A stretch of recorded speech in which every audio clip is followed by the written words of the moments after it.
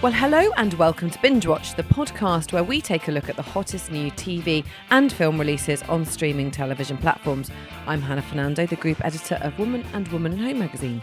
And I'm Ian McEwan, writer on TV and Satellite Week, TV Times and What's on TV magazines. And today we're looking at the new releases for the week starting Friday the 12th of January 2024, including Marvel's spin-off Echo, starring Alakwa Cox as a deaf martial artist, and Kaylee Kuko and David Oyelowo in the spy drama Roleplay on Prime Video.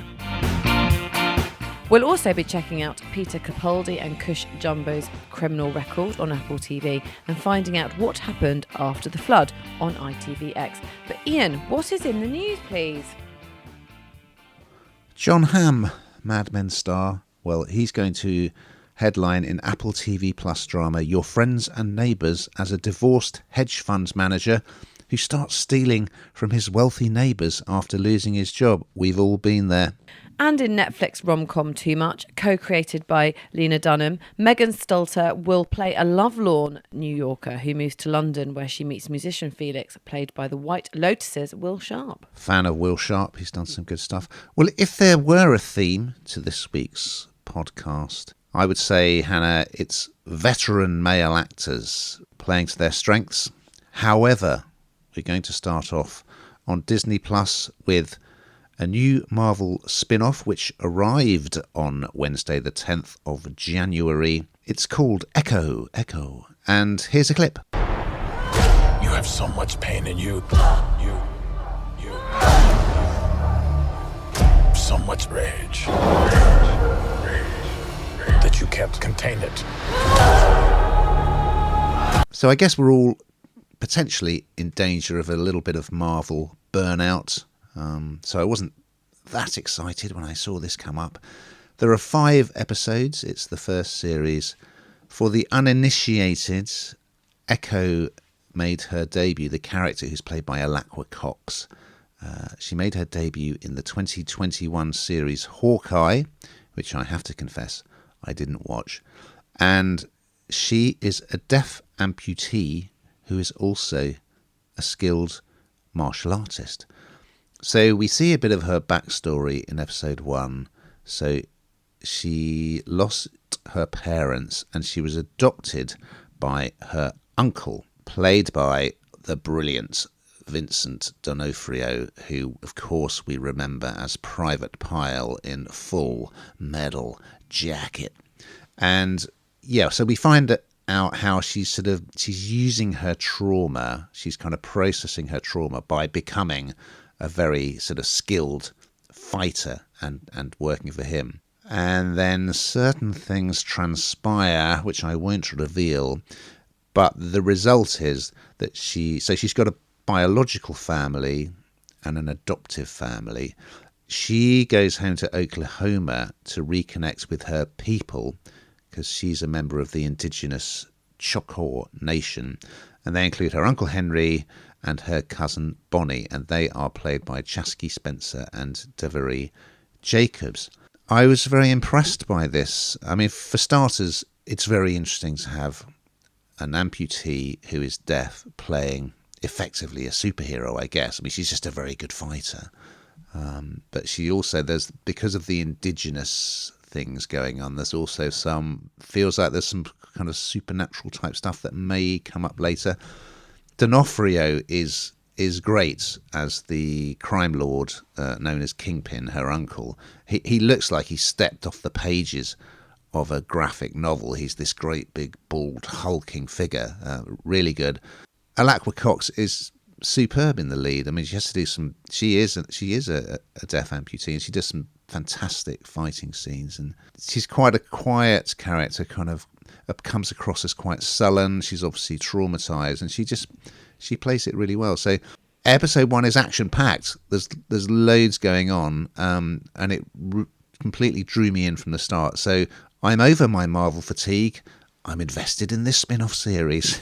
How about you, Hannah? Well, you know how I feel about Marvel, but and I do know what you mean about a bit of fatigue, because we seem to have talked a lot about different Marvel series, and I don't know, I keep thinking, what can they do that's new? This feels actually really authentic, though. So having said all of that, I actually really did quite enjoy this because, as you say, everybody in their parts are really, really good. This is incredibly authentic. Because they've actually cast someone who is a deaf amputee. That works, I think. Well, it has to, it should, as it should be. And I think that Kingpin, that character played by Vincent D'Onofrio, is, like you say, just such a big character that it's completely credible and believable. So, albeit Marvel and all the rest that goes with it, I totally bought into the story and that kind of revenge story, I suppose, that keeps you watching.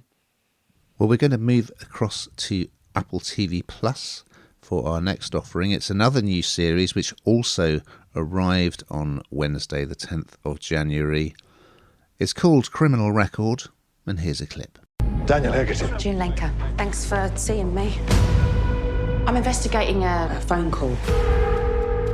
Police? Listen, he's going to kill me. How can I help? They made an allegation. It was an old case that you'd worked. A long time ago, my boyfriend, he stabbed her. You are aware that he confessed. Well, they've pulled it out the bag, yes, again, haven't they, Apple TV? This is just utterly brilliant, in my opinion. Firstly, the characters, Peter Capaldi, once was Doctor Who, and Cush Jumbo take the kind of the main parts. They're playing the parts of two policemen. Although Peter Capaldi's part is much more senior, and it starts. It grabs you immediately. You know, sometimes you have to really sit and watch things for a while before we kind of really take your interest.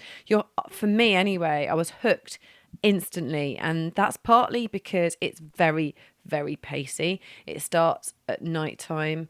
We're in a taxi with a couple, and immediately there's a sort of a negative, sinister energy that runs beneath all of this, and my heart started to race. It sort of beat faster, and I thought, God, and the music is brilliant too, and it's action packed. Immediately is how it feels. You hit the ground running, but of course it goes much deeper than that. And as I say, these two cops essentially clash over an old murder investigation, and one of them obviously is Cush Jumbo, who's absolutely brilliant, plays DC June Lenker. I don't know, I think she's just one to watch because she just nails this part so well. She's got issues at home, so you kind of are sort of bought into that too. But then at work, there she is trying to do her level best to get to the bottom of an investigation, and she's kind of hampered along the way. And you know, Peter Capaldi's face never changes, really, does it? It's got that really kind of, you know, he's got quite a sinister look all the time, doesn't really give much away. But when I was reading up about this, what I didn't realise was that it's his wife. Production company that produced this, and so I think he was invested. It was written for him and Cush from the off, and so he was highly invested all the way through, and you can see that investment. I think it's just utterly gripping. I've only seen a couple, and I just can't wait to watch more. It's absolutely brilliant. What did you think, Ian? I agree, and Apple are doing their usual thing of dropping 2 episodes to start with, and then it will be released weekly, so you can't binge it all in one go. But yes, Capaldi, the first of our 2 veteran male actors this week. He's so versatile, isn't he? And he's done, Local Hero years ago, which was kind of a light comedy role, I guess. He was in Paddington, very good in Paddington. He's been Doctor Who. He's just incredibly versatile, and he's superb in this as this veteran detective Daniel Hegarty. And it starts in an interesting way because in the evenings he's sort of Uber driving, isn't he? So he's overhearing his passengers' conversations, and then when they find out he's a police officer, they want to know all the gory details about cases. So yes, as you say, Cush Jumbo also excellent in this. She really is coming into her own now, I feel. And yes, she hears a recording of an emergency call to the police in which a woman says that her boyfriend committed a murder for which another man is serving a prison term, and Hegarty was the investigating officer. So she starts digging away into this, but it's a bit of a kind of, it's almost like a sort of reverse line of duty, because she is the conscientious cop who, although she does kind of cross boundaries quite quickly, but she starts being investigated by the sort of internal affairs department because she's sort of poking this hornet's nest. And yeah, clearly things are going to come out about this old investigation. Is it a miscarriage of justice? And what's going to happen if she starts finding out too much? What lengths will they go to keep this covered up? So yeah, I really liked episode 1, and yeah, it's a thumbs up from me as well. Over on ITV1 and ITVX, also arrived on Wednesday, it's a new drama series called After the Flood, and here's a clip. The river's burst its banks by the underpass. The flooding is not the council's fault. We're doing everything we can. The body of a man was found in the lift and died 2 days before the flood. You are not a detective. So this is available as a box set on ITVX if you want to watch the whole thing, but it will also drop week by week on ITV1. It's a 6-parter, and as the title suggests, it is about what happens after a flood. So it's very topical. It's set in a Yorkshire town that has been inundated, and the first episode, beginning of the first episode, Sophie Rundle, who's playing a police officer, Joe Marshall, she sees a man attempting to rescue a mother and her baby from a car that is sort of sinking. It's under a bridge and it's slowly sinking, and it's exactly like, did you see that footage of that guy who did a dramatic rescue in similar circumstances that was on all the news bulletins? So when I saw that, I thought, well, the After the Flood people must be thinking, wow, this is incredible timing. It looks great. I mean, the flooding, I don't know how they've done this, but it looks incredibly convincing. Like, a lot of the action takes place in this street where the water is kind of halfway up all the front doors. So it looks really good. However, in episode 1, I would say the action's not very convincing.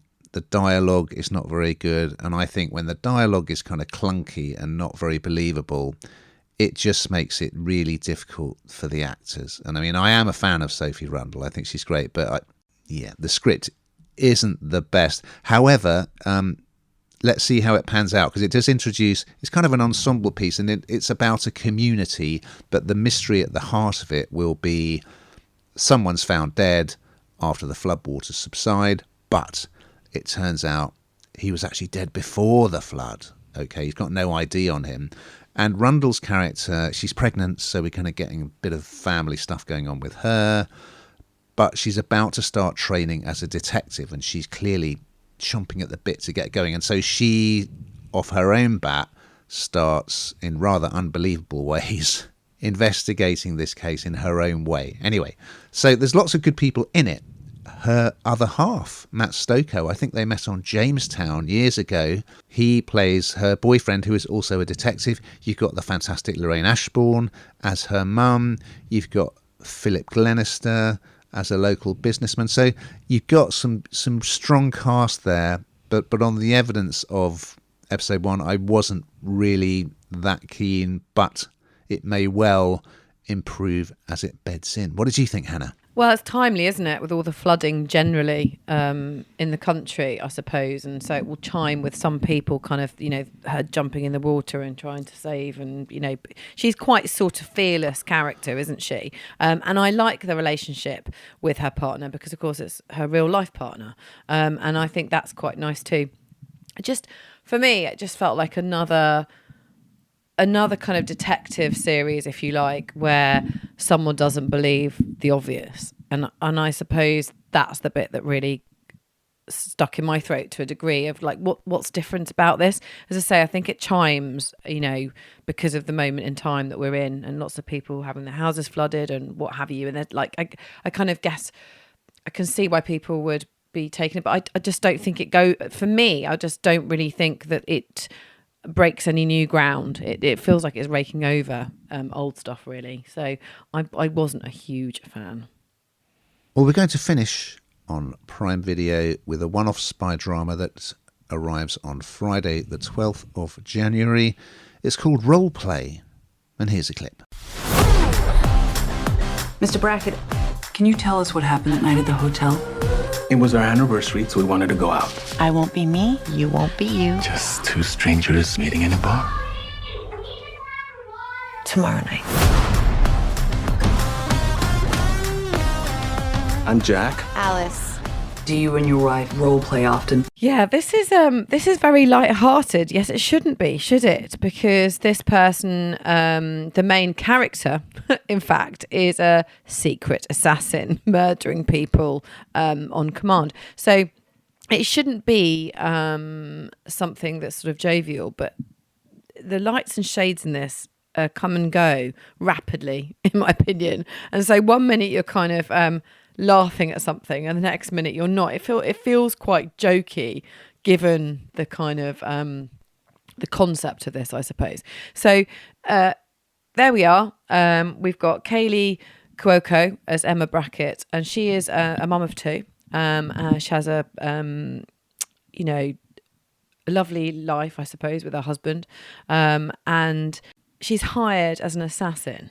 And as I say, it's hard to kind of relate the two, the idea that she'd be assassin and this is like a comic thriller, but that's exactly what it does do. And I think that's massively helped by her husband, who's played by David Oyelowo, because he has funny bones. He just has funny bones. I just look at him and laugh. He's just got such a nice, fun face that every time I look at him. And so he finds out that she's hired assassin. They do a lot of, the reason it's called role plays, they do a lot of role play together. They've got two young children and they go out and they pretend they don't know each other, etc., etc., etc.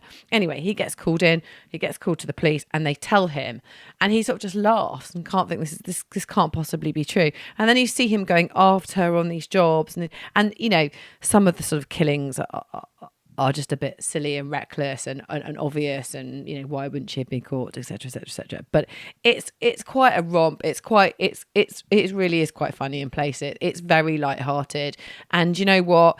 It's a little bit different. I really quite enjoyed it.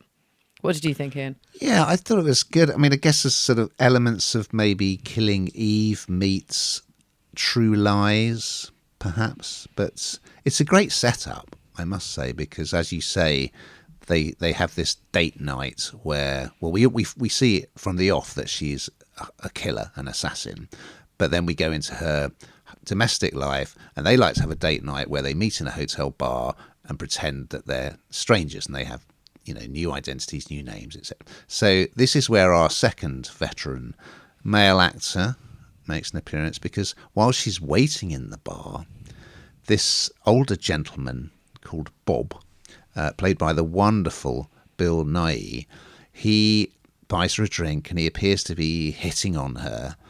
But as the conversation continues, it becomes evident that he knows who she is, and she's an assassin with a price on her head, basically, because she used to work for some shadowy organisation and then she left. Anyway, I won't give too much away, but that night in the hotel, something quite dramatic happens that results in a police investigation. But of course, the couple are staying in the hotel under assumed names because that's part of their whole date night thing. So it's a complex situation. And I mean, I'm a big fan of Kaylee Cuoco because she was in The Flight Attendant.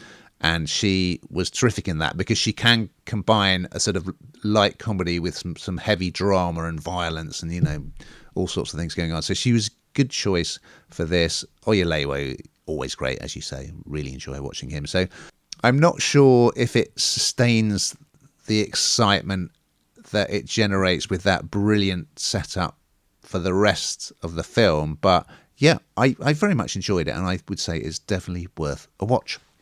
Yes, we've got to that time, Hannah, where you reveal during these freezing cold nights, what have you been curling up with a blanket to binge on? Well, obviously, I've been watching Criminal Record. I'm utterly obsessed with that. So I binged those first two as soon as I could.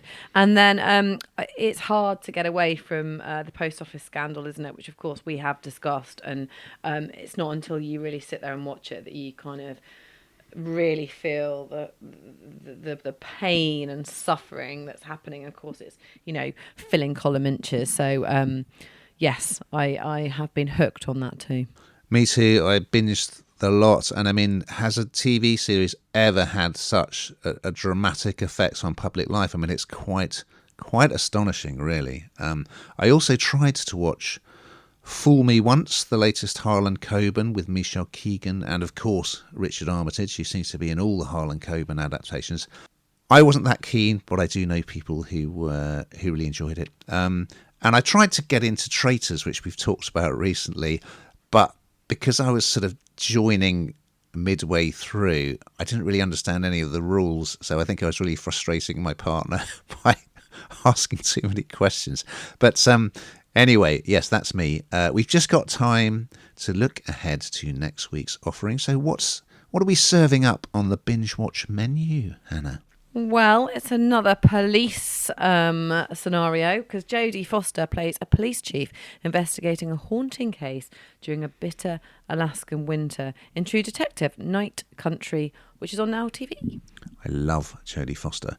And the Queen's Gambit star Thomas Brodie Sangster will headline in an Australia-set Oliver Twist sequel called The Artful Dodger, and of course, that's on Disney+.